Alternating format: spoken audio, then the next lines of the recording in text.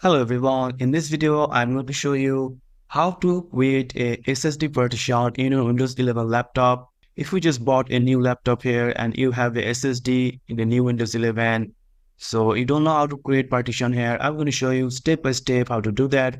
So I'm going to create a new partition of this C drive here. As you can see, it's free of 854 gigabyte here. So first of all, you just need to go to search bar, search for disk management here. Type disk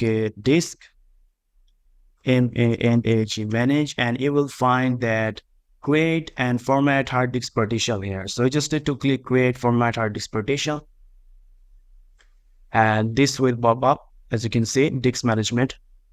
So as you can see, this is my C drive here. I have 953 GB here, and this is the C. So we just need to right click on it. And here you will find the option called shrink volume here. So you just need to click on shrink volume, and it will take some time here. So you have to wait. And after that, you'll find this option here. So enter the amount of space to shrink in MB. So that means how much space you want to create in your partition. If you want to create a folder here, another folder. So for say, if you want to create 100 GB or 200 GB. So this is the amount of space available for me to create. So it's maybe like 800 GB here. So I don't need that amount of space for a create a folder. So I'm just going to put here so I'm going to put here 350 GB, I guess. And after that, I will only leave 600 GB in the C drive. So next, you just have to click on shrink here.